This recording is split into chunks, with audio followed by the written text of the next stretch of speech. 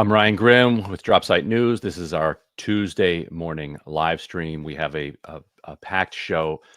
Donald Trump has begun his regional trip to the Mideast. He is in Saudi Arabia now, cutting deals. He's moving there from Doha and on to Turkey. Steve Witkoff and Adam Bowler will be headed to Doha as well. Later in the show, we have a number of guests that are going to join us. We'll see who's able to come through. Our colleague Abubaker Abed, who just finished an appearance on Democracy Now!, wants to join us to talk about the assassination of his colleague and a journalist that he has long revered, Hassan Eslahia, in Gaza, one of the most prominent and important journalists in Gaza, killed in the burn unit in Nasser Hospital, where he was staying last night after getting hit in his tent. Back in April. Meghnad Bose, a colleague of ours who reports on campus protests and the resulting crackdown, is going to join us later in the show, as is Waqas Ahmed, to talk about the latest on the fragile ceasefire between India and Pakistan. Before that, we have my colleagues Jeremy Scahill and Sharif Abdel Kouddous joining us here. So let's start with the assassination of Hassan Eslahia, Jeremy and Sharif. This news came to us on the East Coast late last night. Sharif, maybe you could talk about it. This is one of the most important journalists in Gaza, a mentor to so many journalists, living and dead. Someone who was, as I said, attacked in April, and not just collateral damage of a strike aimed at someone else, but targeted in April. And Israel claimed that they were trying to kill him and now have killed him in that Nasser hospital. Yeah, I mean, it was actually, even by Israel's brutal standards, this was incredibly shocking. If we back up, yes, on April 7th, Israel bombed a media tent outside the Nasser Hospital complex in Khan Yunis, killing two journalists in that attack, Hilmi al-Faqawi and Ahmed Mansour, who died that night of his injuries. And if we remember, there's really haunting video of Ahmed Mansour sitting upright while burning alive as his colleagues try to rescue him. He died that night of his injuries. And the Israeli military openly said that day that strike was targeting another journalist in the tent, Hassan Eslih. They accused him of being a member of Hamas. They accused him of taking part and having foreknowledge of the October 7th offensive. And they, by their own admission, they backed this up by saying that he documented and published photos and videos of October 7th. Which is true. Yes. So by the Israeli military's own admission, Hassan was doing the work of a journalist, documenting events as they unfolded on that day. Hassan himself was severely injured in that April 7th attack. He sustained burns over much of his body. His skull was fractured. Two of his fingers had to be amputated. And he was recovering in the burn unit of the Nasser hospital when Israel bombed it last night. Hassan was quoted in Mondoweiss, one of the outlets that he worked for, 2 days after the April 7th attack. And it's a shocking quote, saying, knowing that he was probably going to be killed, he said, quote, "It would not be difficult for the occupation to assassinate me again, especially with the increasing incitement I see and hear against me. They may target me inside the hospital, in this room of mine. What can I do?" And that's exactly what Israel did last night. They bombed a journalist recovering from his wounds from a previous attack targeting him in a hospital. And Hassan, as you mentioned, was a very prominent journalist in Gaza. He had hundreds of thousands of followers on social media. Colleagues describe him as always the first journalist on the scene. Part of the incitement against him was led by the Zionist watchdog group Honest Reporting, that regularly incites against Palestinian journalists, calling them terrorists. And Honest Reporting in 2023 launched a campaign against Eslih, published photos of him with Hamas leader Yahya Sinwar. They're the ones who said he had prior knowledge of the offensive. Following this, major media outlets that Hassan used to work with, like the Associated Press, CNN, Reuters, cut ties with Eslih based solely on these false allegations, by this pro-Israel organization.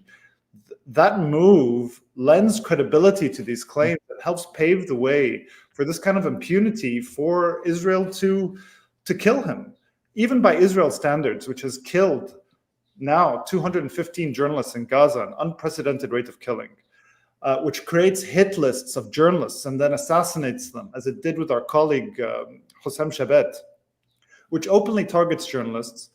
This level of impunity has allowed it to go even further, to target a journalist in a tent by a hospital, kill 2 of them, then the journalist who's recovering, who they were openly targeting, kill him in his hospital bed.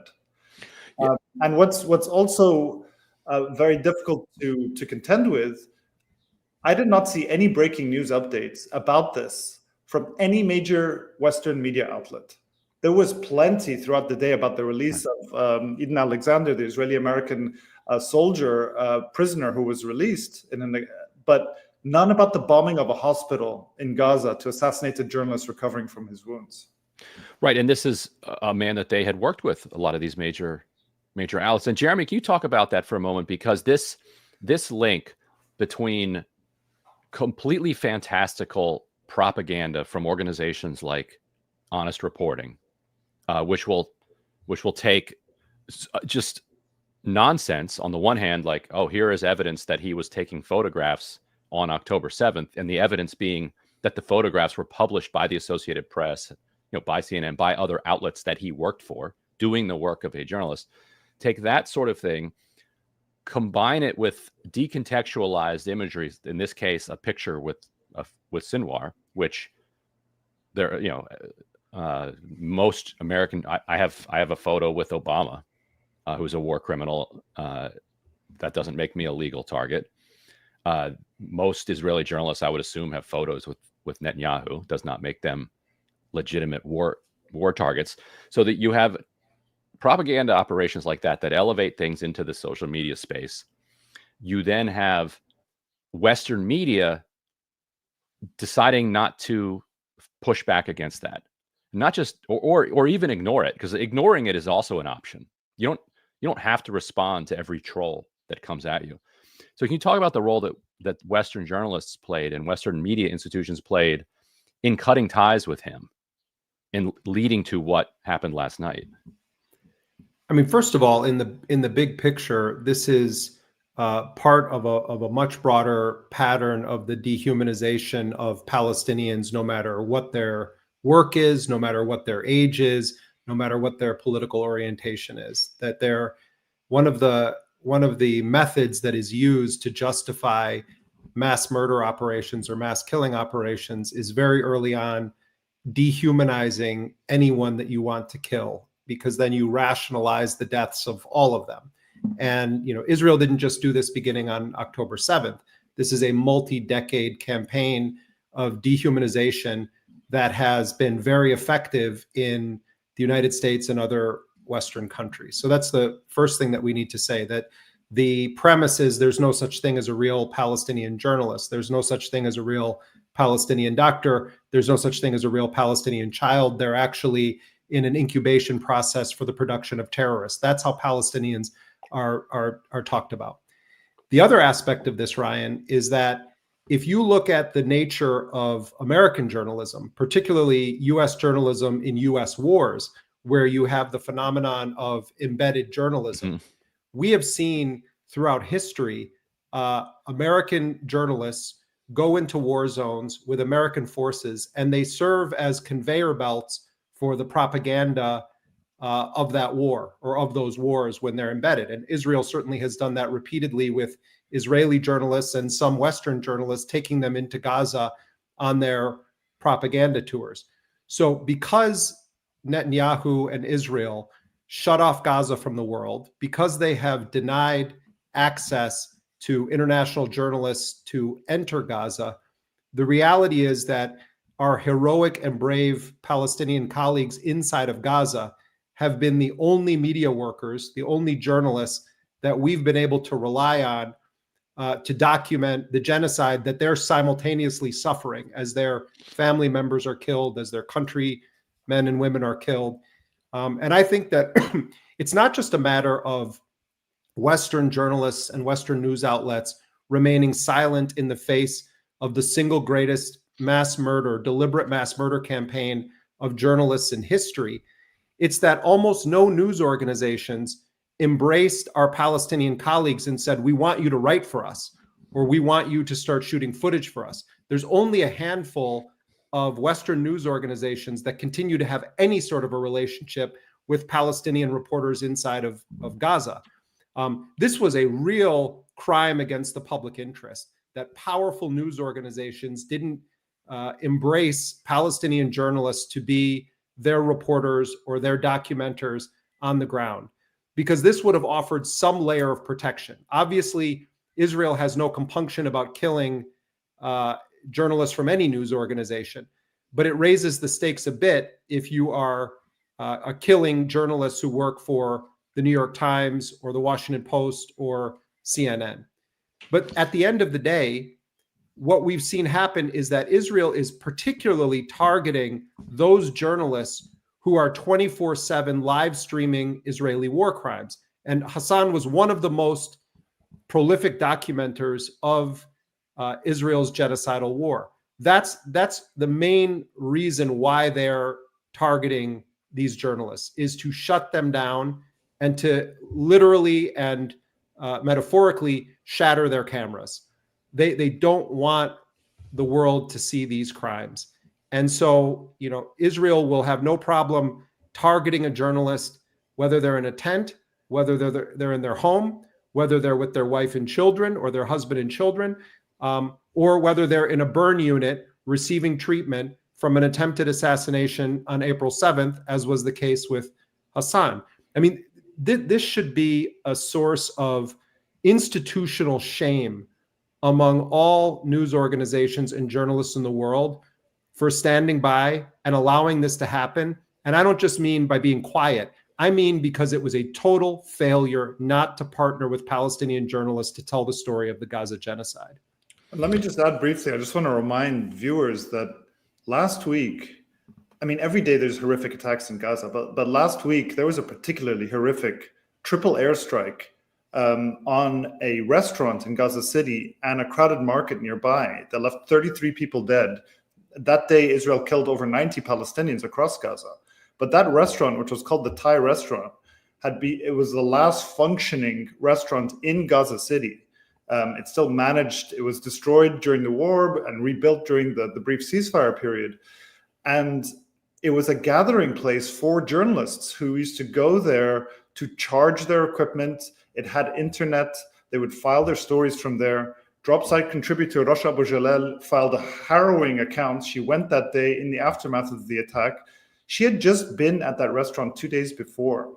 And she was very, very, very shaken by this. She said it was the most difficult article that she had to write. Another drop site contributor, Hamza Salha, who's in Jabalia, also used to go to this restaurant all the time. I mean, these are, and when we're talking about killing of witnesses, Israel just killed a 12-year-old boy, shot him. So that implies a different level of targeting. Named Mohammed Bardawil, who is only one of 4 eyewitnesses who are alive who saw the Red Crescent massacre. There were 2 Red Crescent workers who survived. Both were detained. One was released that day. One was released a couple of weeks later. And 2 civilians, a father and his son who were heading to go fish and who were detained alongside one of the Red Crescent workers.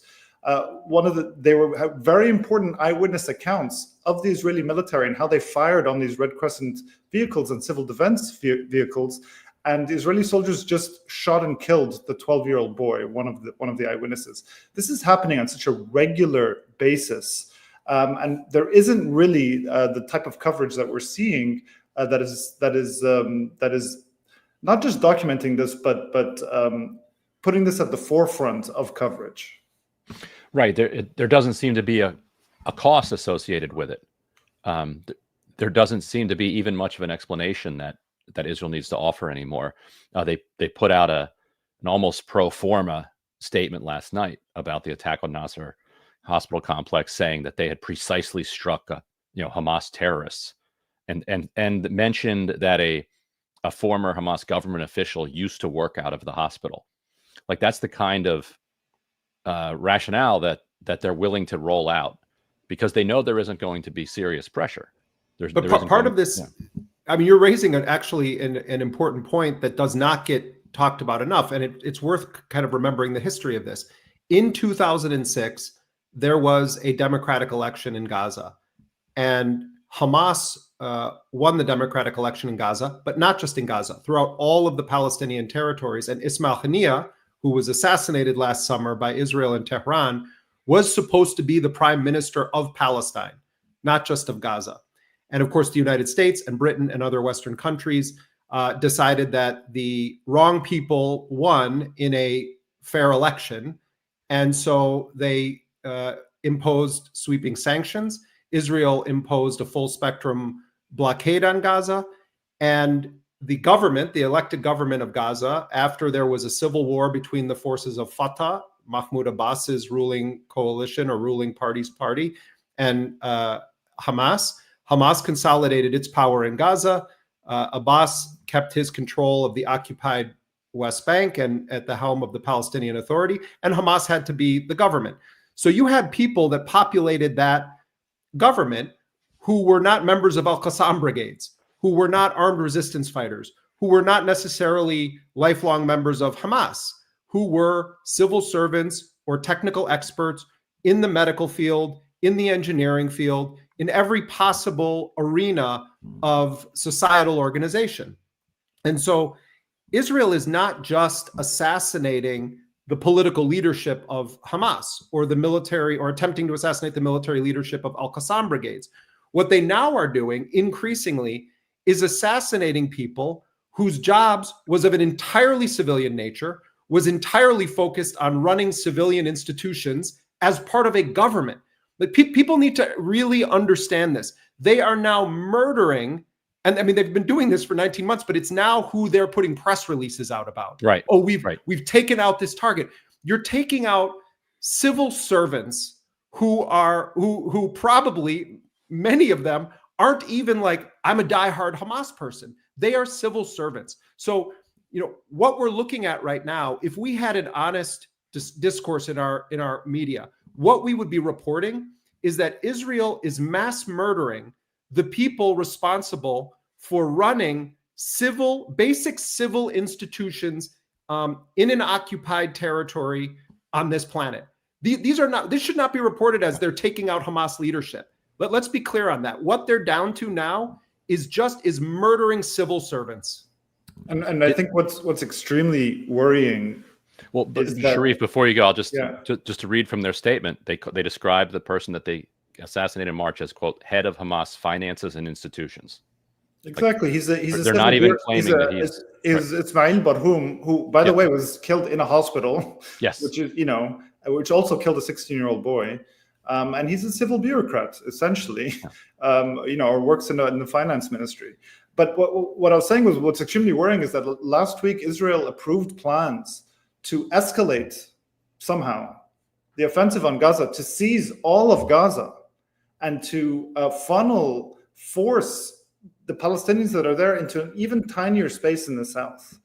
They also proposed this dystopian-sounding plan to distribute aid, whereby you're forcing starving Palestinians through conflict zones in order to get some ration of food.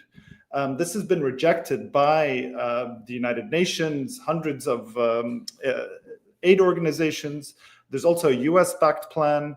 And Israel has openly said that it will launch this new offensive after Trump leaves the region. So I don't know, Jeremy or Ryan, if you want to talk about what's been happening lately on the political level. We saw Edan Alexander be released. We haven't seen anything in return, although Hamas probably would have not released him without anything being negotiated. So what do we understand that's happening now, and what are the prospects for a ceasefire?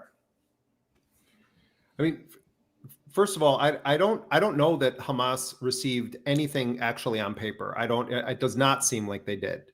That doesn't mean that there wasn't a very serious high-level discussion. As we're speaking right now, Steve Witkoff and Adam Bowler are preparing to fly directly from Israel to Qatar.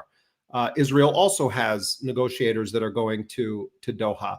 It does seem, setting aside, what we think about Trump and his motivations, it seems like the Trump administration is right now prioritizing trying to seal some form of a deal. Hamas has said that they're not going to enter into temporary deals that do not have a clear pathway back to a framework that includes an end to the genocide and a total withdrawal of Israeli forces. Now, what arrangements they may have made with American negotiators when they had direct talks is an interesting question. My sense is that they were given assurances that that the Trump administration was going to make clear to Israel that certain terms Israel has demanded are not, that the U.S. is not going to continue to allow Israel to prevent a deal by holding on to those terms. One of the big ones is the issue of disarmament. What is going to happen to the weapons, not just of Hamas, but Netanyahu's insistence that the entire Gaza Strip be demilitarized? Did the Americans express a position that gave Hamas some sense that there was room for negotiation there, meaning that the U.S. would be willing to push Israel on that issue? We don't know yet. On the issue of will Hamas be a part of the government or the political future of Gaza? First of all, the factual answer is absolutely it's going to be. The question is what terms are worked out. I've gotten some indication from talking to Hamas officials that Trump's people are realizing that getting rid of everyone from Hamas would potentially create an even bigger disaster for consolidating security and other basic services in Gaza. The example, and Trump himself has railed against George W. Bush's and the neocons' invasion and occupation of Iraq. One of the fundamental failures, even if you're looking at it from the perspective that you support the American empire or you supported the Iraq war, one of the catastrophic failures of what the United States did in the initial year and a half when it overthrew Saddam Hussein was that they put in power a political ideologue, L. Paul Bremer, made him the self-declared viceroy of Iraq, and then they implemented radical de-Baathification, which meant that 250,000 Iraqi soldiers immediately lost their jobs, and many of them went and joined the insurgency that later would kill several thousand American troops and would prevent the United States from consolidating its control of Iraq.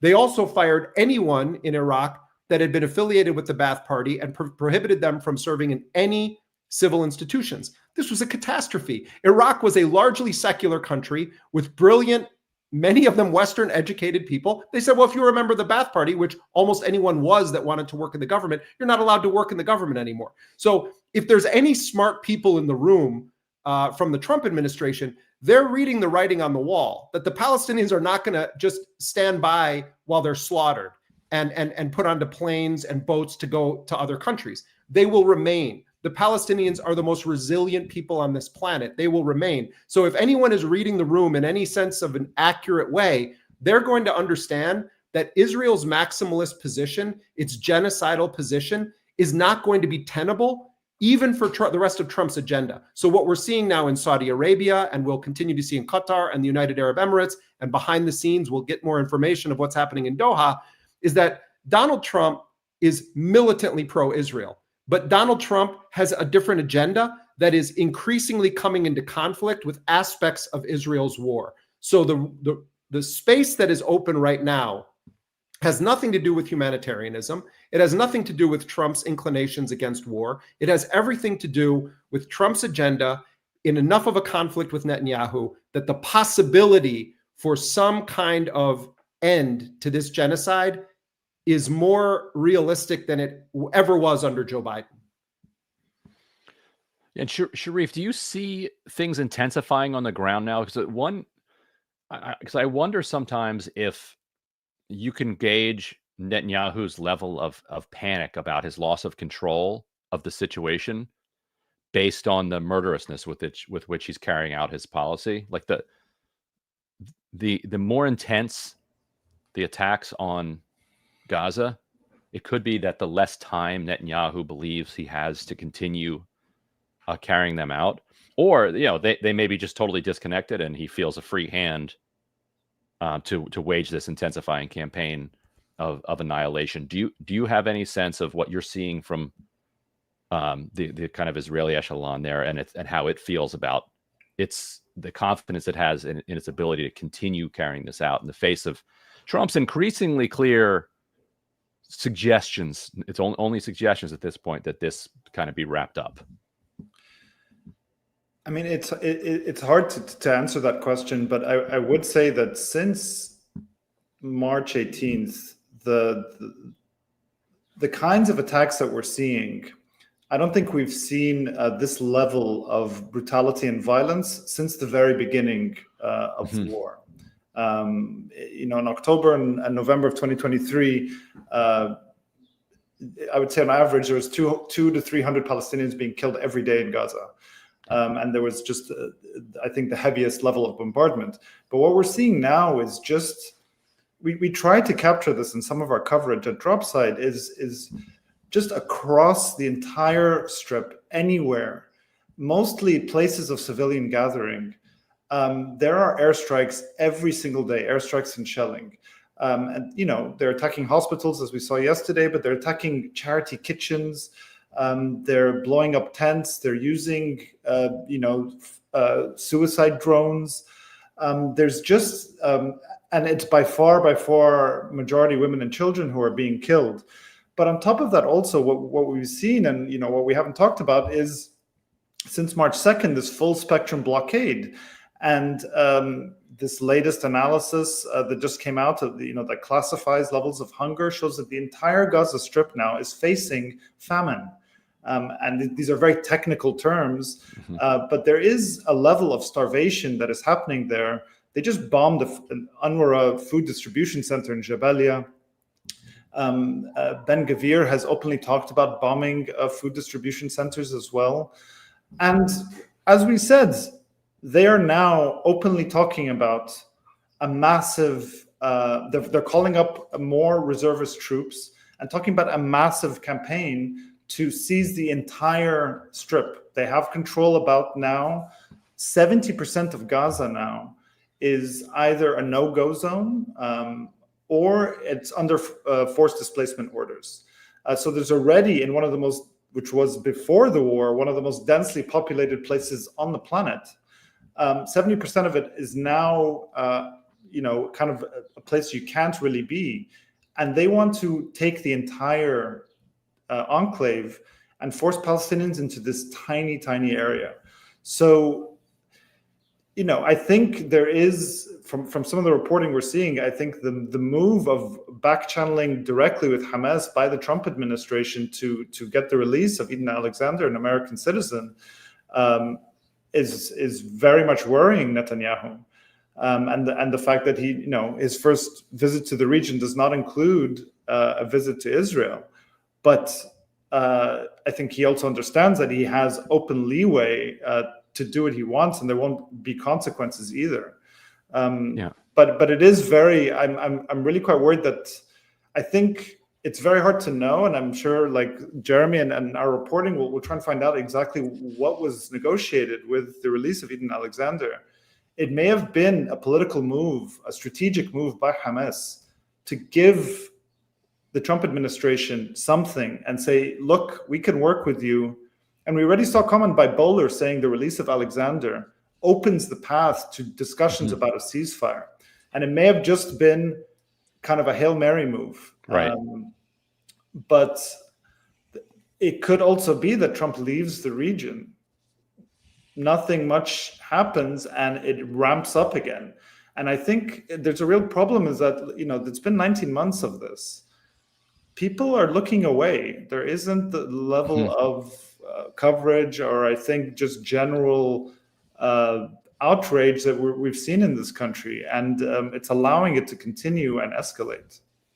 I mean, there's a factor here, Ryan. I mean, I know we're going to, maybe get more into this, but, Donald Trump has just done a signing ceremony this morning, U.S. time, afternoon, Saudi time, with Mohammed bin Salman and other Saudi officials. It's a sweeping deal that ranges from mineral extraction to defense, to judicial issues. It's a sort of full spectrum deal. Trump is pushing this idea that the $600 billion that the Saudis pledged needs to look more like north of $1 trillion. That's what the same thing he's doing in United Arab Emirates. What cards do the Saudis hold in all of this? Well, in Trump world, there's capitalism, there's trade, there's the Trump family businesses down the line. All of that is real. All of that factors into why Donald Trump, in his second term as president, decides to go to Saudi Arabia again in this manner. But to drill into what Sharif is talking about now on the issue of Palestine, here's what people need to understand about the Saudis.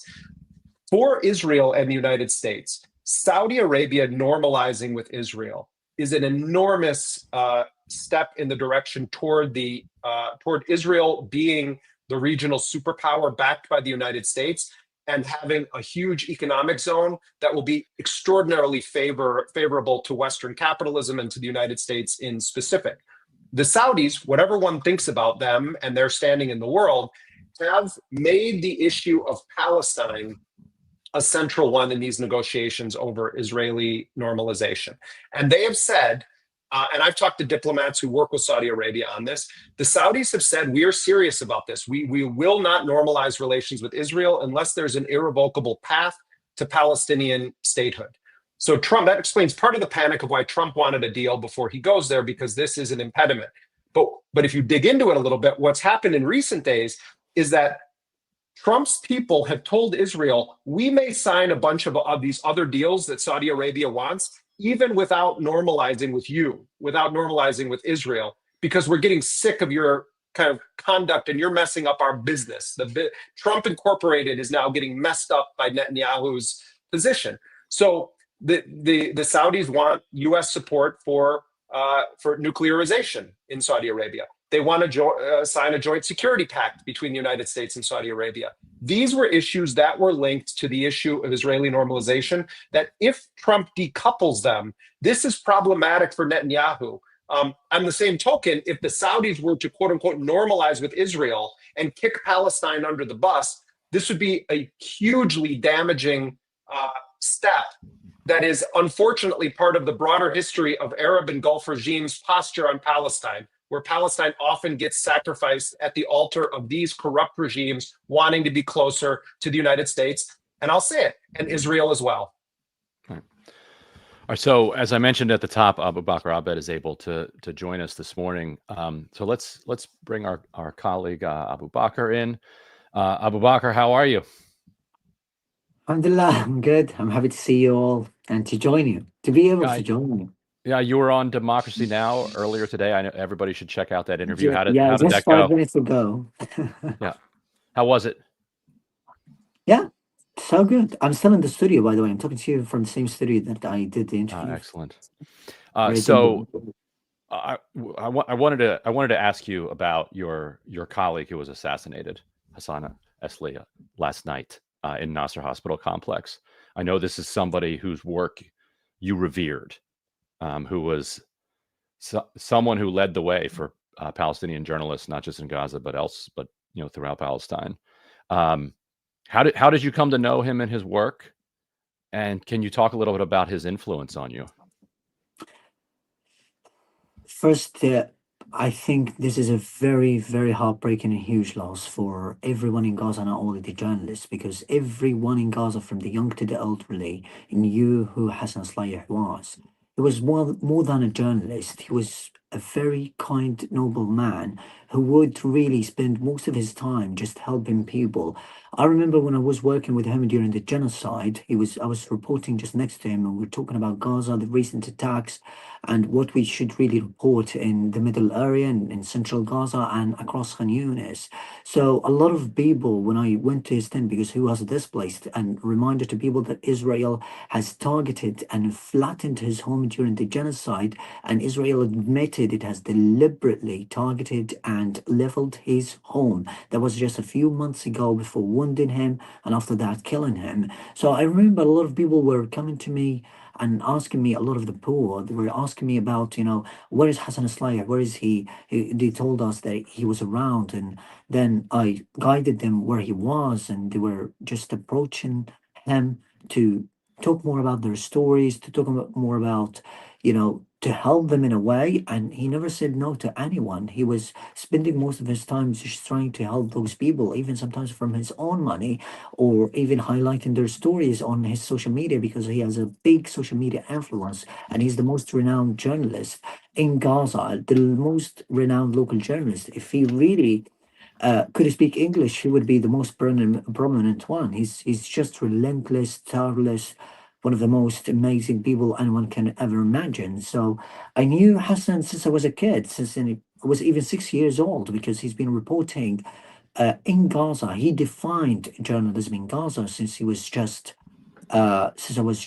7 years old in 2009. So that's 3 years after Israel imposed that highly strict, crippling siege on Gaza.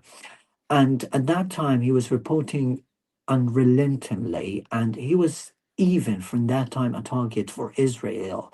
Hassan Slaya has a fever, as he reported that himself, the Mediterranean fever. He couldn't really receive treatment outside. He could travel outside Gaza for some times, but not all the time. But he was denied the entry, or sorry, the exit outside Gaza to receive treatment in another country multiple times by the Israeli military. And that can really take you or enlighten you to life before the genocide in Gaza. And in 2022, this is something I wrote in Twitter. During, he Hassan Slaya lives near the borders of Khan Yunis. The border regions in Gaza had always been attacked by Israel. Even during the ceasefire times, there has been constant bulldozing of agricultural land near the border regions, more expansion of control of those areas, and people's homes and land. And even in Gaza and Abasan, where Hassan Aslaya is, these two neighborhoods on the eastern outskirts of Khan Yunis had always been attacked by Israel during the ceasefire times. So in 2022, he was tear gassed by a bunch of Israeli soldiers near the border regions, because he was reporting what they were doing. They were shooting relentlessly on people. Israel has reportedly killed tens of people who live near the borders during the past years, even not in times of wars, not in times of escalations. This is something very, very underreported, but Hassan Slaya was reporting that all the time. So he was tear gassed, and he was injured in that time. The Palestinian journalist syndicate also talked about it. The community in Gaza talked about it, that Hassan Slaya was targeted multiple times. And during the Great March of Return in 2018, Hassan Slaya he survived multiple gunshots by the Israeli soldiers stationed there. So there was always a deliberate act or a deliberate attempt to kill Hassan Slaya, not even during this genocide, but Israel tried to fabricate the story and took that and tried to kill him under the pretext of being just a terrorist, although he just reported a big event that happened on October the 7th. I know Hassan Slaya very well. Everybody knows him. He's the epitome of kindness. He's the essence of tenderness. Is the essence of a noble, great human being. I feel very sorry, deeply heartbroken that Israel has killed him. I hope Israel will be held accountable for what it has done to them. And you can see the magnitude of this war crime. But Hassan never held a gun in his life. I'm very responsible for what I'm saying. He never had any political affiliations. The photo that he took with Yahya Sinwar was just an event that he was in. Hamas controls Gaza. Everybody knows that. He was reporting there. Yahya Sinwar just said that he wanted to take a photo with him. I could be Hassan Slaya in that time if I was as prominent as he was in that period. I could be him. Anyone could be Hassan Slaya in that situation. But I can guarantee for you that Hassan Slaya never wanted to take this photo. But Yahya Sinwar was one of the top leaders in Gaza, and he himself asked for this photo. I can tell you from that. And then he took this photo, and we heard about this photo multiple times from his friends and people around him.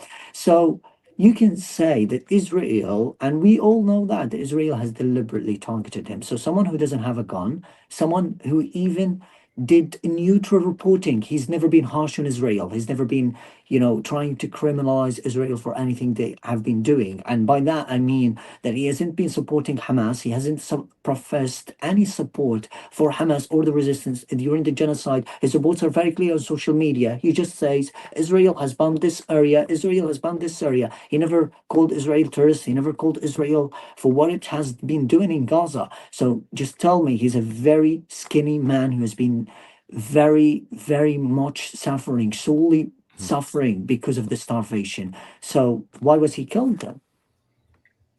Also just to pick up on something you said there, I mean, the political context in which Palestinians grow up in Gaza is never mentioned. The fact that you're 22 years old, Abubaker, and you had never set foot outside of Gaza in your entire life before you had to get on a bus in the morning to go through a war zone that also was your home, where Israel has in the past targeted civilian vehicles or convoys. But we could tell a story of your life the same way we could tell a story of the life of Hassan or anyone that has lived in Gaza. That is a timeline of wars, bombing, blockade, starvation, calorie control, and so you then sentence journalists to death and assassinate them, and then say, well, here's a picture of this journalist with the political leader of the concentration camp that I've spent my entire life in. There are journalists from the United States who have pictures with some of the most unrepentant war criminals on planet Earth. There are videos of American officials signing missiles that are going to be dropped on civilians inside of Gaza. You have had Israeli journalists going and firing munitions and still calling themselves journalists. So this needs to stop. This demonization, dehumanization of Palestinian journalists, where there's no context, where nothing is ever explained about why they might even have the views that they have. It's also not a crime to have views that Israel is a terror state. It's also not a crime for an honest Palestinian journalist to say Israel is mass murdering our people. This is not a crime. You watch the so-called journalists after 9/11 in the United States and what they were calling for, and the way even prominent journalists who were known for their integrity said, I'm reporting for duty right now for George W. Bush. The same standards that are being applied, the standards being applied to Palestinian journalists in their deaths and their lives, if American journalists were subjected to those same standards, all of them would be subject to assassination. All of them would be subject to assassination for supporting the greatest war criminals in modern history. That's a fact. And I know people think, oh, this is controversial, you shouldn't say it. I'm sorry. It's a fact. And I'm so sick of seeing our Palestinian colleagues demonized and denounced and smeared in both their lives and their deaths. So, and the irony and the paradox And Jeremy, and even Ryan, I'm sorry to cut you off. Yeah. Jeremy, Sharif knows, Ryan knows, and all of them, you were happy. Let's just talk about it publicly. You all know that I was going to be the next target. That's why you all wanted me to be out, right? And I was going to be the next target. I can tell you that even one of the pages on Twitter, which is Zainab's Observer, they told me and they warned me against it, and they wrote about it. The smear campaigns and death incitements that were targeting Hassan Aslaya, they were simultaneous on me. So it was just deliberate, as my mother told me, as you all told me. And I had that feeling that I was going to be the next target if I stayed. I had that feeling. It was literally inevitably imminent. If I stayed, I would be killed. I wouldn't do this interview with you. So there was a kill target placed on my back. And right now you're seeing more kill targets on journalist Hind al-Khudairi. Right now they're saying IDF finished the job. She's a legitimate target. You will see more killings of journalists because the killing spree is unprecedented. 215 journalists. Those are not just journalists. Those are fathers, brothers. They are also, they are also human beings who had lives. They never committed a war crime in their lives. They had never any political affiliations. They don't have the time for secret terrorism. They don't have the time for anything of that to do it. They're reporting the truth. They're reporting what they are seeing and what they are being subjected to. So why is this happening? reason number one is because of Israel and the support of the complicit Western countries. And the other reason is because of the silence and the continuous consent given by the Western media for killing genocidal Palestinians. Yeah, Hind Qaudry, our colleague in Gaza now, is being singled out, and there's a target being put on her back by the same organization that put a target on Hassan. That's not new, but it is escalating, and the same groups that were putting a target on your back now do seem to be kind of going directly after her, of course. And the irony of in Jeremy's accurate point is that so many of these Palestinian journalists who are being made targets of would have been justified in saying that Israel is a terrorist state, would have been justified in making some of these angrier pronouncements, and yet didn't, and yet are still being subject to these targets. Hind, for instance, in 2019, when she was covering the Great March of Return for, I believe it was Middle East Eye, was detained and pretty severely interrogated by Hamas for her coverage, because Hamas had, as Abubaker, they had an ambivalent relationship, to say the least, about the Great March of Return, and she was threatened, and now they're trying to accuse her of being in league with them, and whether it's true or not, it isn't the point. They get the target out there, they carry out the execution, and then they move forward. So I thought your mother's admonition to you, as a father, I understand where she's coming from.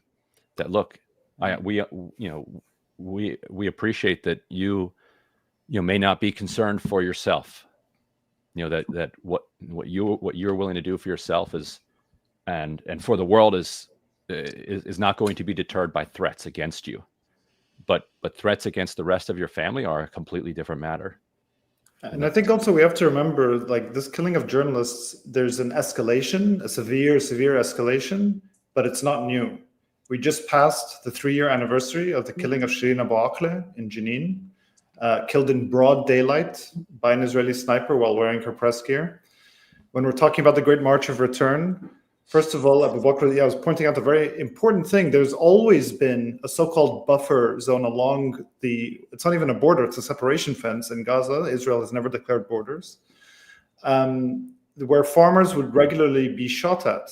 The Great March of Return that started on Land Day, Palestine Land Day, March 30th in Gaza, was a symbolic act, an unarmed act to march towards the separation fence.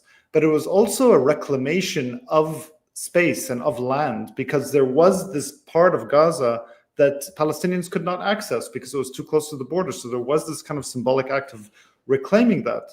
And during those marches, Israel shot, sniped, killed Yasser Murtaja, a journalist, while wearing his full press gear, and basically assassinated him. Yasser Murtaja had founded Ain Media with Rushdie Sarraj, another journalist. Rushdie Sarraj was killed in October in a bombing of his home. He was killed while protecting his wife, Shuru, and their daughter. He stood in front of them, and he was killed, and they survived. And now Shuru is also a fantastic journalist, has now runs Ain Media. I mean, these stories, they can just... There is a level of impunity that has been granted to Israel that laid the groundwork for this mass killing of journalists to happen. That dates back years. So yeah. I have to hold on one second. Sorry, Abubaker. I have to go to a different interview, but I just wanted to point out to people that Abubaker has written a really powerful personal essay called "The Unbearable Pain of Leaving Gaza," and it's a gripping testimony to what he had to endure in making this excruciating decision to leave Gaza, knowing that maybe he would never be allowed to return. And I want to say, Abubakar, to you, I felt so blessed to be able to be with you in Dublin when you came off that airplane, and I hugged you so tight I was afraid I was going to crack you because you were so thin. But it just I'm so proud of you. I'm honored to call you a colleague, and I would just encourage people to really to read your writing, because I know how hard it was for you to write that. I'm also honored to have been able to meet your mother and father, who are such noble and dignified people, and I know that they're deeply proud of you, even though it's the most painful goodbye they've ever had to make. Thank you so much, Jeremy. Your words mean to me so much, and you know what you mean to me as well. All right. Love you, Abubakar. Well, thanks. I'll see you guys. Much love to You're you. okay too, Ryan and Sharif. Okay, thank you.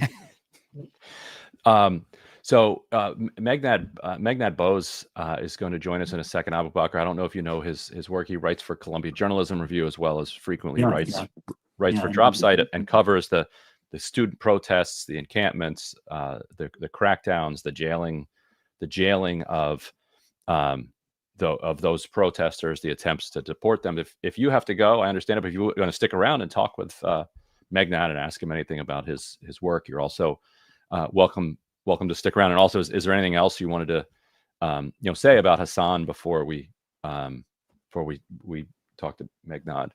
Yeah, I think one of the important things that probably Sharif and Jeremy know, there's nothing to talk about it, because you mentioned something very important, that Hind al-Khudr was interrogated and detained by Hamas 6 years ago. And during the genocide, I was interrogated by Hamas. That's a public thing to know right now. I was interrogated by Hamas, and they thought that I was working for the Israeli military, and they interrogated me, and they asked about my work, they asked about everything that I was doing, and my journalism, and whom I'm talking to, and they checked my phone, they checked my identity, and I signed a paper to tell them that I was a free, independent journalist. So the claims that are emanating out from those baby killers and genocidal maniacs in Israel are just nonsense. And if anyone in the media industry believes them, we're seeing right now the BBC saying that Israel says has infiltrated Israel. That was a significant update. If I had the chance to go in and on that day and just to report it, it's my duty to report it. He didn't go in to kill people. He didn't go in to do any acts of terrorism. You know what I mean? So it's just incredibly disgusting what these people are calling for. But make sure that we don't have any political affiliations, and we're just doing our work. We're just reporting the truth, and we don't have time to do any kind of aberration or something that is criminal, because our families are being starved, we're being starved, we're being subjected, living through the genocide. But I'm now probably quite safe, but there's no emotional safety here. It's just unbearable pain. Right. Well, Meghnad, let's bring him in when he has. Here we go, Meghnad.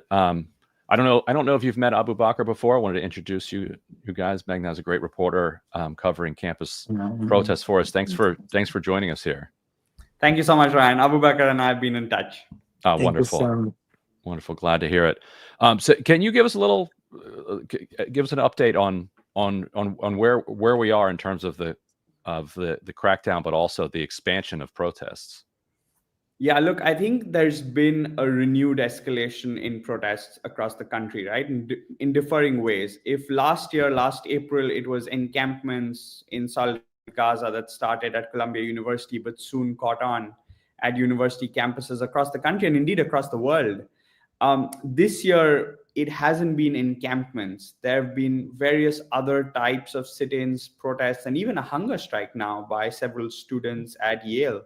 5 members, 5 students, 1 alumni. And I believe that just a few minutes ago, a member of the faculty has also just joined in. A staff member has joined the hunger strike.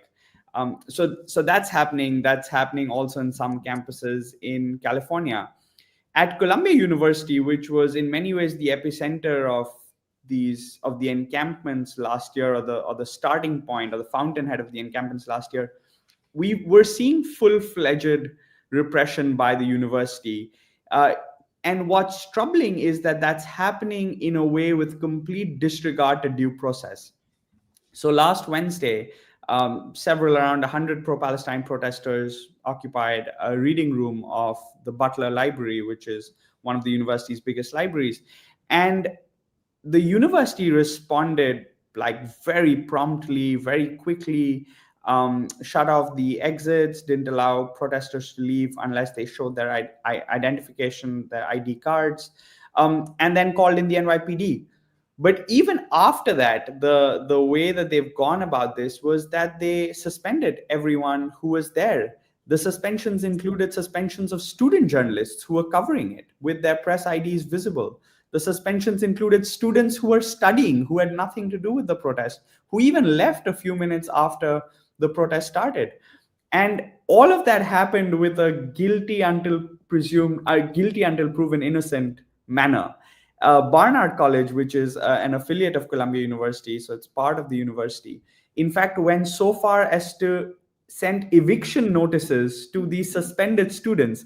So guilty until proven innocent and evicted until proven innocent. And they were barred from submitting their final assignments. All of this was happening in finals week. So barred from submitting final assignments, taking exams, and given 48 hours to pack up their belongings and leave. And it was only after like some of our reporting, I reported on this with Anna Oakes, and there was some reporting in the Columbia Spectator. And it was only after our reporting that really Barnard was pressured to put a pause on most of these evictions. So the repression has been very, very heavy-handed and sweeping.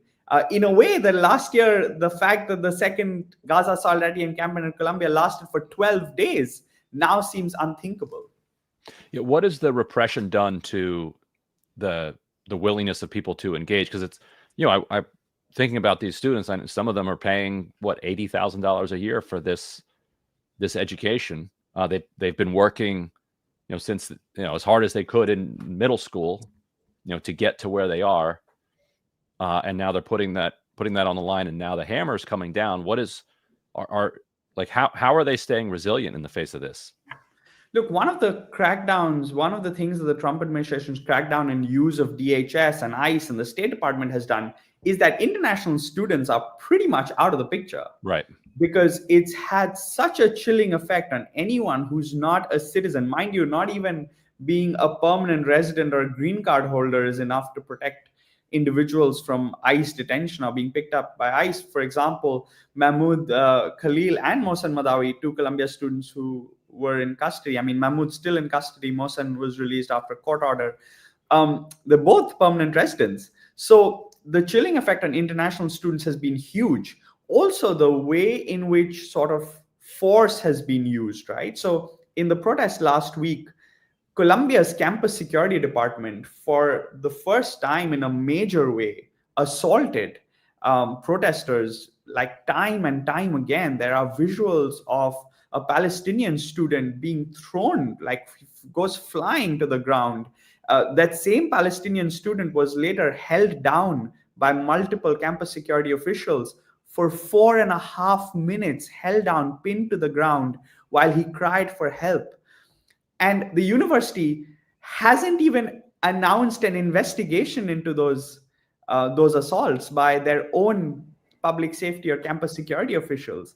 So that, of course, has a chilling effect. But what we're seeing time and time again is that these 18, 19, 20, 21-year-olds and some older students are still continuing to find ways to protest and register their dissent against the ongoing genocide in Gaza, which hasn't stopped despite a ceasefire being announced shortly after Trump came into office, or in fact the day before it. So I wouldn't say that the chilling effect is so severe that the protests have stopped, But the threats and the intimidation and the assaults of these student protesters are happening at levels that were, at least at Columbia, unprecedented. I know that several campuses across the United States did see student protesters being assaulted even last year.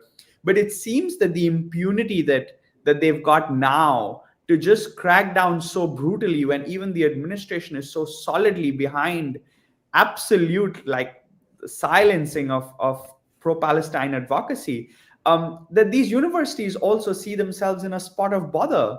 That what if, when, for example, when the Trump administration threatens Harvard, that they might disallow them from accepting any international students, or even sort of brings into question their tax exempt status. These are real threats that universities are grappling with. And in the face of it, they have students who are conscientious and who want to speak up against a genocide.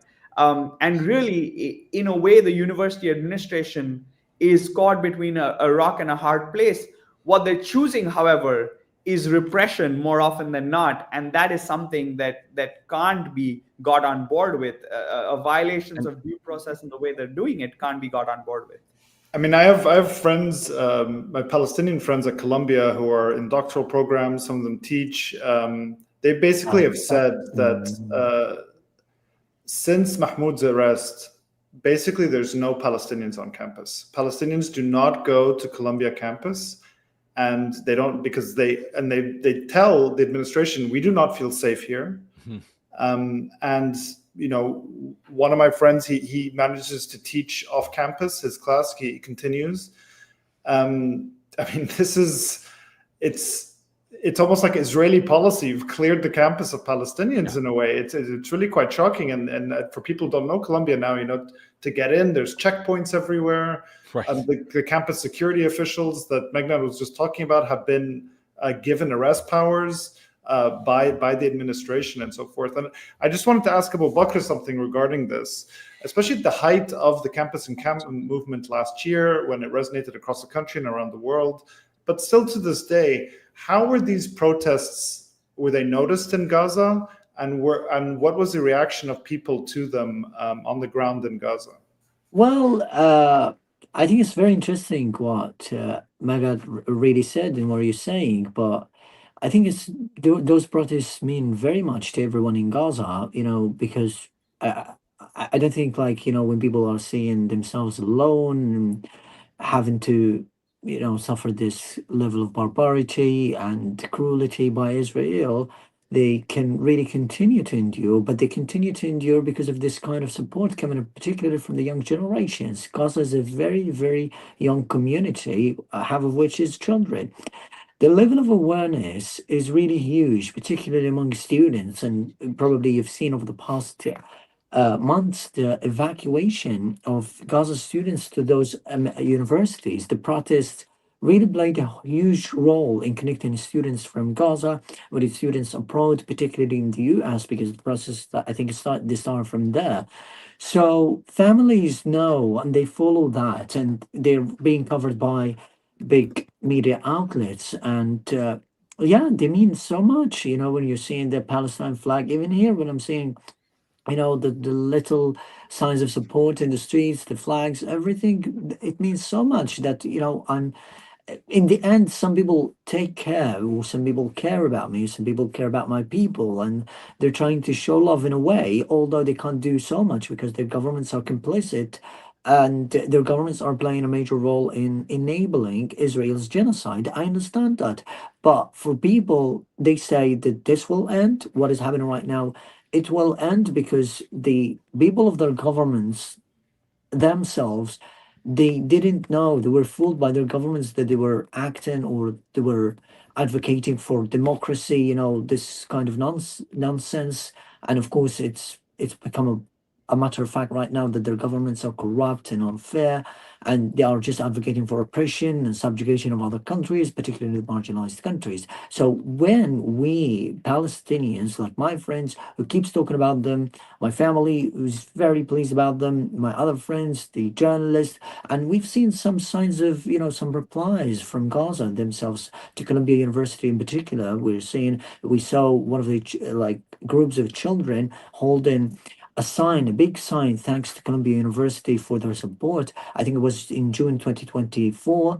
And yeah, this can tell you what it really means, but we need that to, to continue. And we really appreciate them. Much love to them because, they haven't backed down. Even the war, the genocide stayed for a very long time and it's still ongoing. But those people are now risking their lives, risking their own, properties, their own status, just for the sake of supporting Palestine because they have humanity in their veins and others don't have that. So when you have this group and this community, and these communities are growing, Palestinians know, and I know, and everybody knows that the subjugation and the level of corruption that we're seeing at the moment, the level of injustice will end, and the better generations that we're seeing right now, fully aware of what is happening in Palestine in different countries across the globe, like Lebanon, Sudan, and other spots, they will replace this corruption until a better world can be created.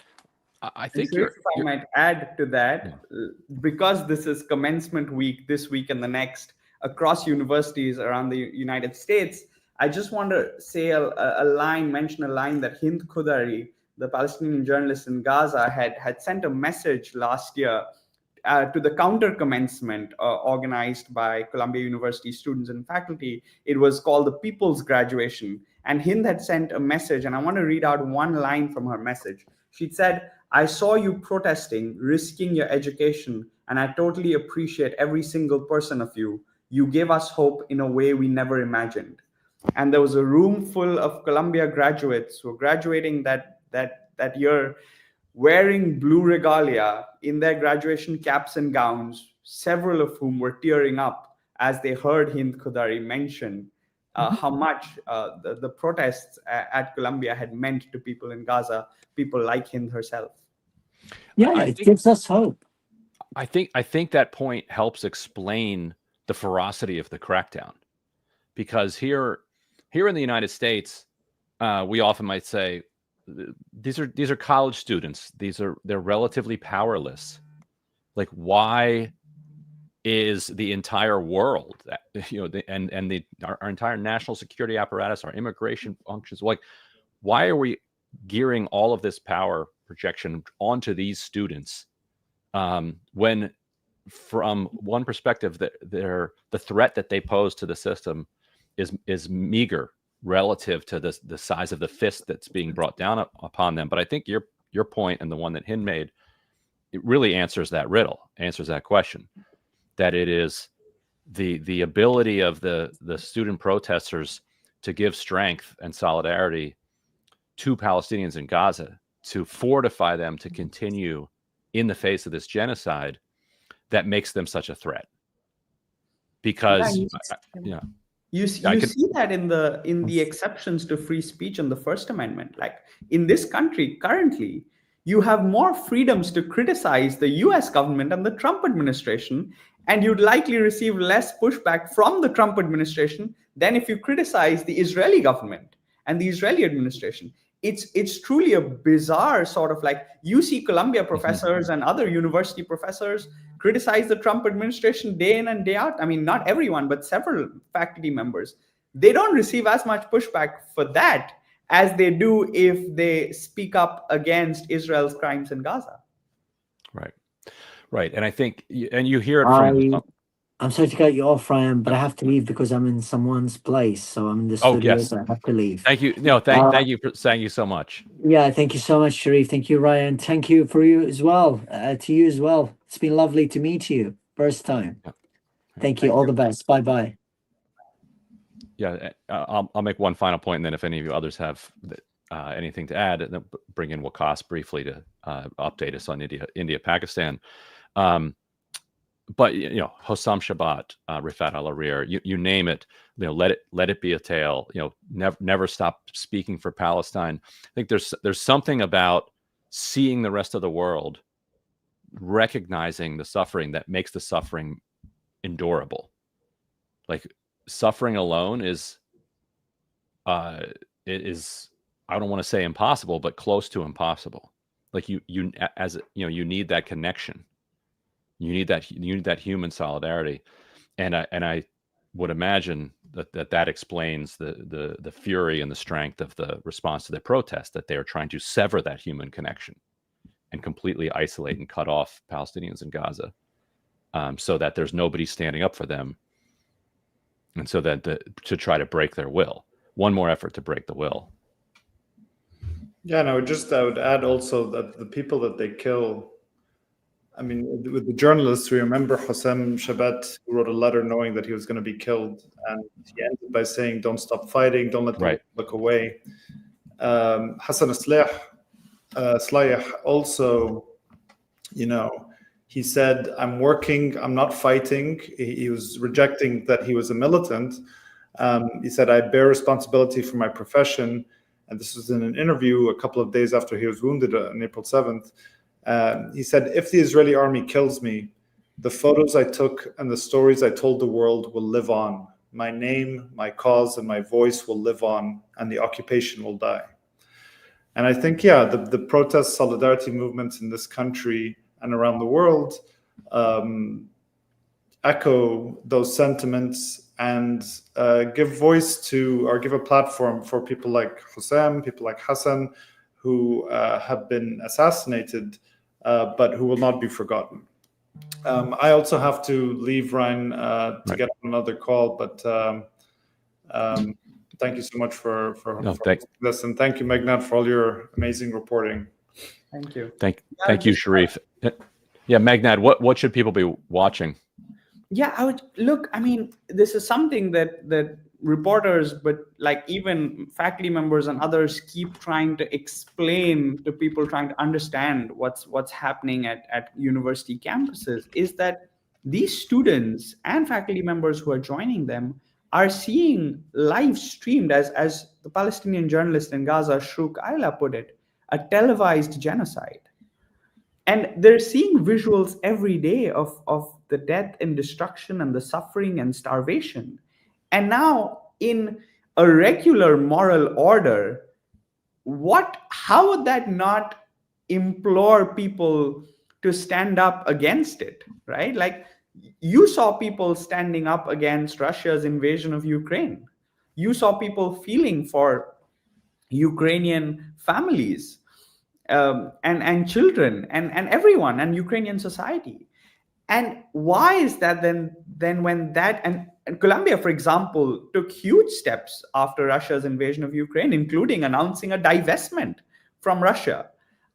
So the demands that these protesters are making aren't demands that are unprecedented in any way. The demands that they're making for Colombia to divest are demands that have been made in the past. They were demands that were made of apartheid South Africa, and those demands succeeded.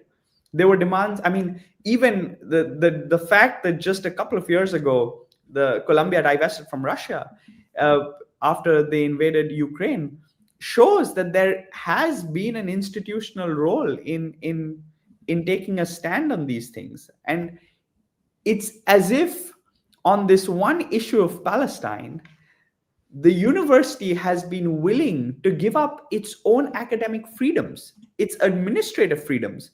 The Trump administration wanted the Middle Eastern, South Asian, and African Studies department completely gutted. And the university gave in principle to that demand, that they place a review of Middle Eastern studies. But the university so far has not even once mentioned what was it about Middle Eastern studies at the university which wasn't proper, which wasn't which was failing, or which was lacking rigor and merit. And so they indicted a prestigious department, a department which has seen the likes of Rashid Khalidi and others teach among its ranks, and Mahmoud Mamdani among others teach among its ranks. That department's academic freedom was taken away without even keeping the faculty, the head of that department, in the loop. What have these professors and students done to deserve the university administration's crackdown on their academic freedoms and their freedoms within campuses, their freedoms to free speech, their right to even be protected against sort of excessive government action? Mahmoud Khalil's arrest took place without a warrant.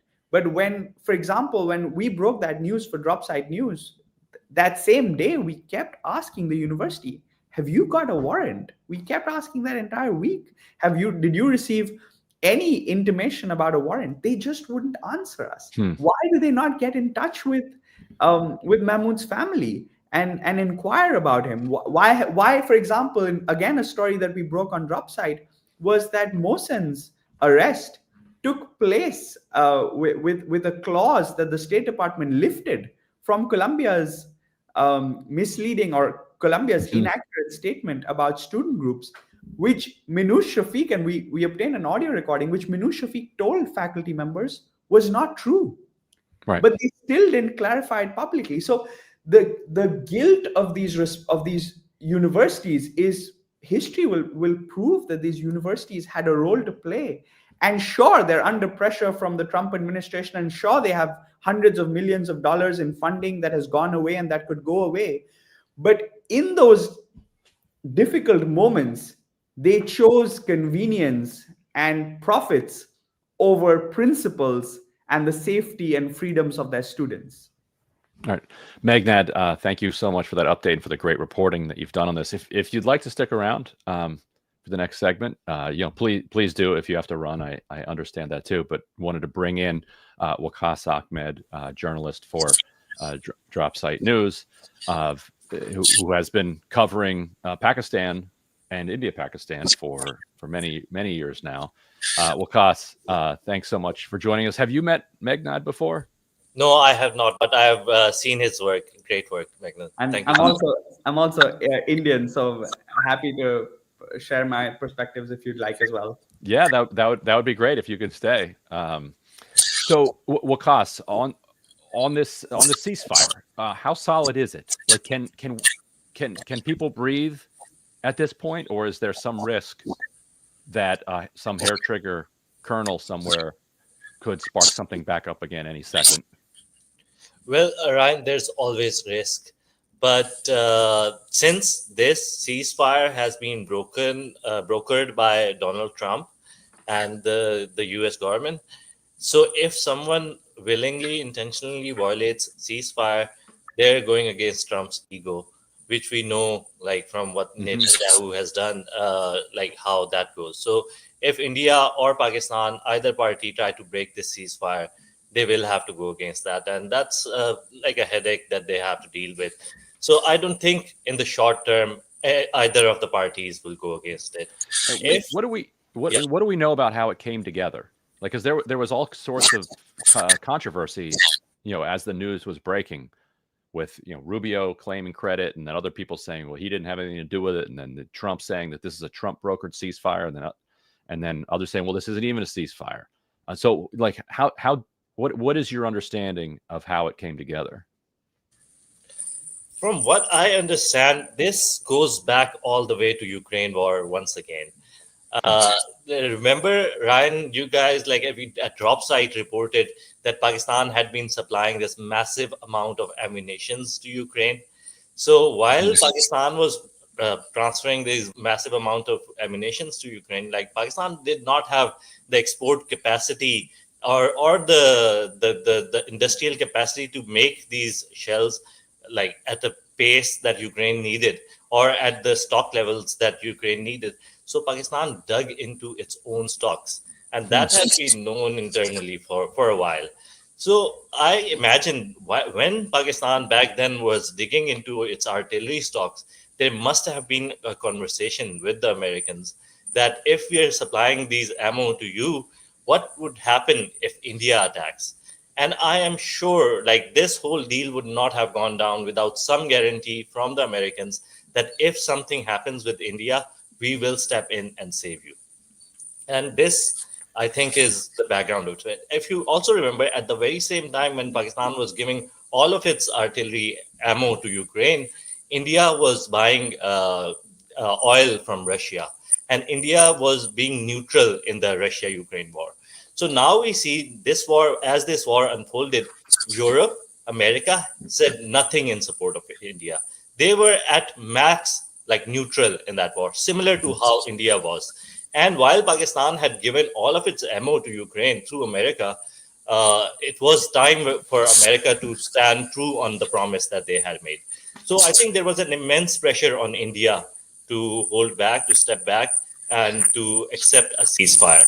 Had they not done that, I'm sure there might have been some repercussions for consequences for it. And we see from the reporting that we've seen, it was the State Department that initiated it. There was a report that State Department received some intelligence and then went into action. Trump has said something very similar, went into action, called both parties, forced them to have a ceasefire. The intelligence that they received might have been, like, most likely is related to some nuclear steps Pakistan has possibly taken. For Pakistan to say at that time, the night of 7th May, when things are going really berserk, to say that we're all out of artillery shells, we're all out of ammo, we gave them to you. We cannot fight a conventional war. If India moves its forces to the border, if this escalates, we will not be able to fight because of you. So we're going nuclear. And that threat really would work at that moment, because it's true to allow. Right, because they know it's true, because they're the ones that moved all the ammo. Meghnad, how was this received in India? How did Modi persuade the public to accept a climb down of this conflict when it was just escalation after escalation until they were at the brink and then pulled back? Like how did that come together? Yeah, see, this is the problem of warmongering and hysteria, right? So you had the mainstream Indian media, like almost the entire Indian mainstream media. I mean, the entire Indian mainstream media and almost the entire Indian media at large, just absolutely being completely rhetorical and antagonistic and warmongering and being extremely incendiary. And engaging in rampant disinformation. We saw like television broadcasts where there was a guest, a repeat offender, who said things like he would like to see Karachi being blown up to bits, like all of Karachi being blown up, and those sorts of things, those sorts of statements became extremely common parlance, like to millions of people, like to audiences of millions. Yeah, tens of millions. The widow of one of the Pahalgam victims, one of the victims of the attack in Pahalgam, the widow who called for like just basic humanity was met with severe trolling.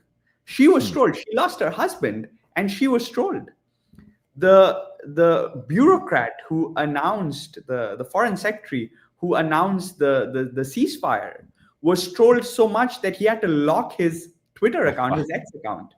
So but this isn't necessarily all of the Indian population. There was a very vocal right-wing population that was chest thumping from the corners of their homes and from safer regions of the country, and egging on war, because they felt that this is it. This is when Pakistan gets demolished, right? But that wasn't based in like reality, diplomacy, or even like how things work. And at the end of the day, these are two nuclear powers. I mean, America talks a lot about Iran, but Iran is attempting to be a nuclear armed power. In this case, India and Pakistan are definitively both nuclear armed powers. So the threats of escalation are severe, especially when you have such a warmongering media. I can speak of the Indian side, but I know on the Pakistani side there was a lot of disinformation too. Disinformation was so high, was so rife this time in this space, and it was being led by, in some ways, by the mainstream media.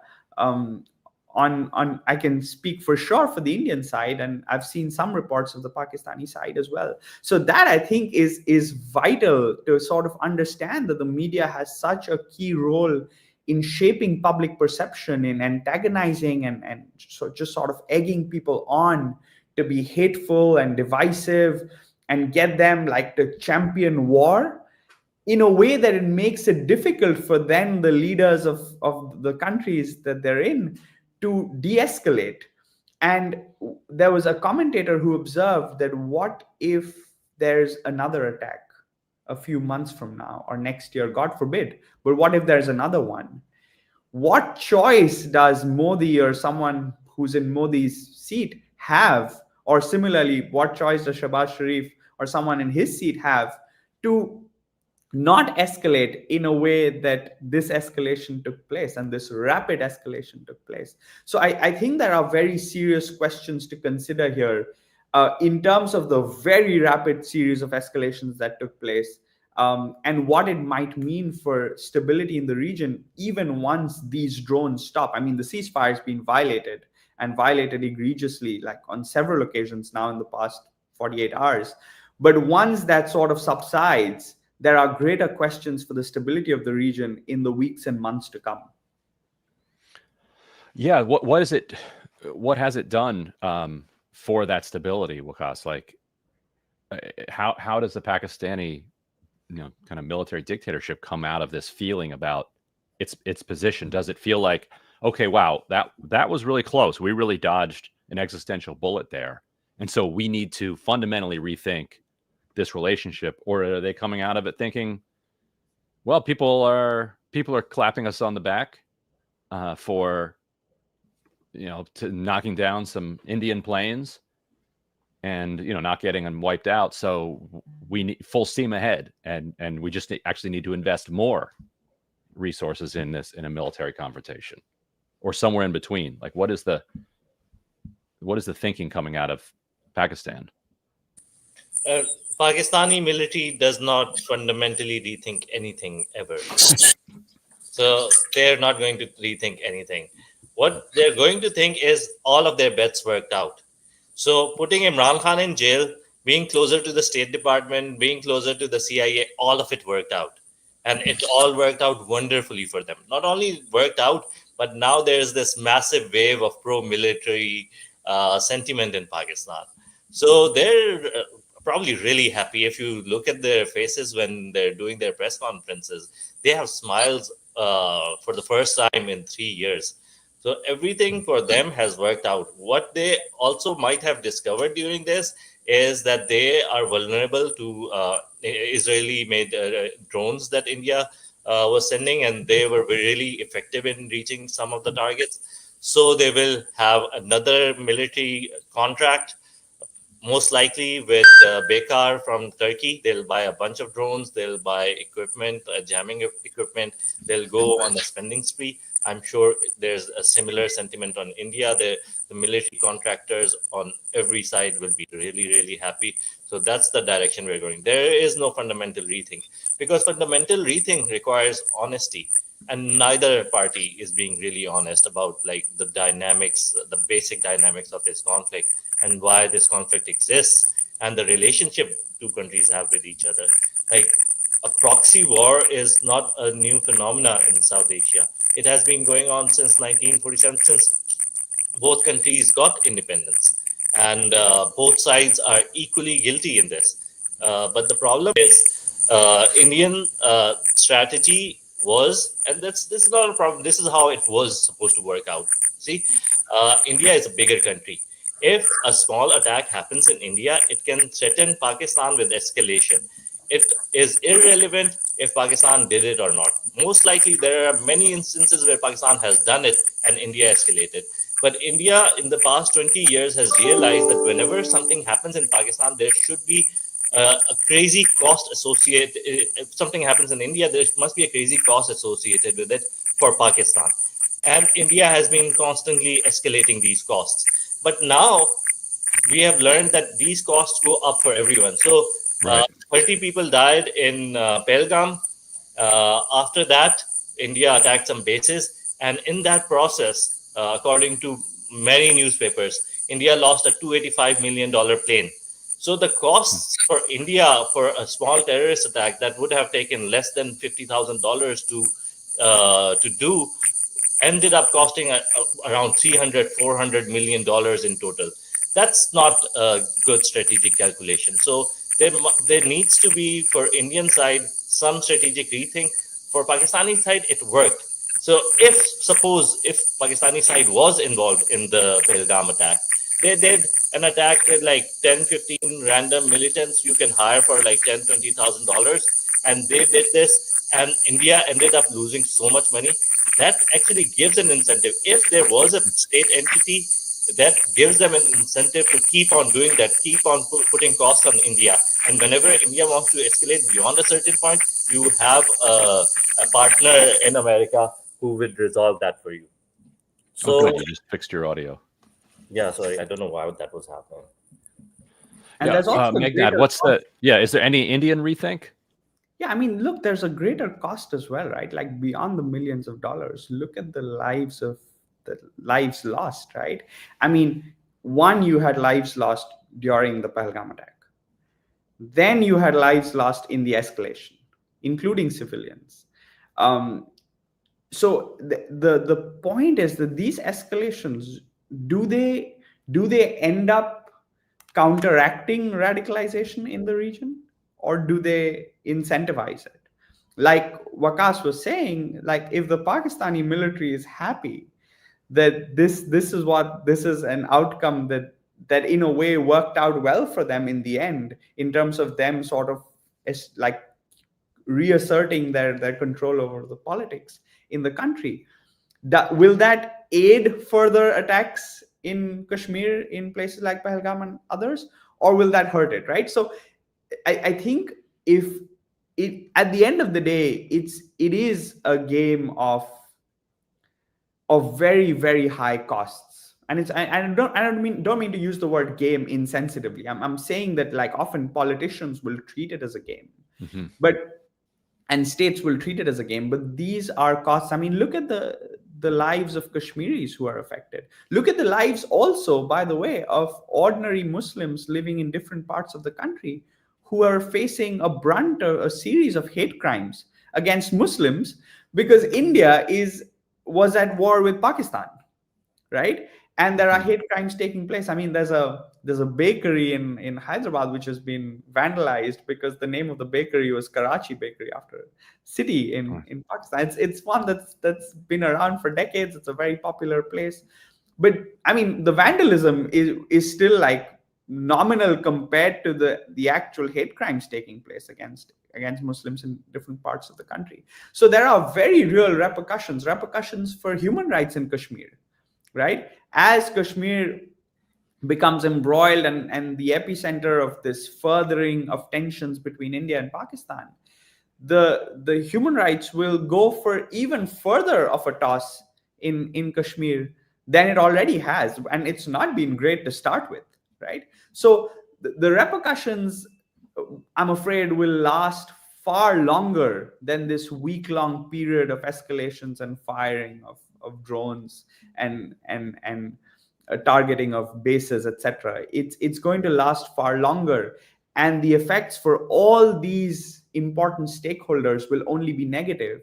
If anything, like Waqas said, it will be the Pakistani military that sees a favorable outcome. If anything, it will be Prime Minister Modi in India who sees this as a favorable outcome of his strongmanship. That every time before this, when he's sort of gone for surgical strikes, etc. in Pakistan, there's been that accusation that, oh, you're doing this because you've got a major election coming up. This time, that wasn't the case, right? So one can't, like even his critics can't say that there are sort of like electoral benefits that he's seeking to gain in the immediate term. So this sort of establishes his strongman legacy and paints him very clearly different from the previous regime, which was the Congress Party's regime, and under Prime Minister Manmohan Singh, who famously, even after the terror attacks in 2008 in Mumbai, chose not to engage in a full-fledged war with Pakistan, even though India was squarely accusing Pakistan of having orchestrated those attacks. So Modi has managed to establish himself as a strongman through these actions in a way that even his previous sort of claims of surgical strikes and assertion of surgical strikes was not able to. And Modi and the Modi administration and the Pakistani military might take benefits out of this, but sadly and unfortunately for almost everyone else involved, there are only negatives and more negatives. Right. Well, Meghnad and Waqas, thank you so much for joining us, and for everyone watching. Thank you for watching. Thank you for your support. We really have tried hard from the very beginning to make sure that our journalism is free and available to everyone in the public. We can only do that because we have paying subscribers and we have donors. If you can give, we're at donate.dropsitenews.com. If you haven't upgraded to a paid subscription, make sure you're signed up for our emails, and then do that. On behalf of all of my colleagues here at Dropsite News, I'm Ryan Grimm. Thank you for watching.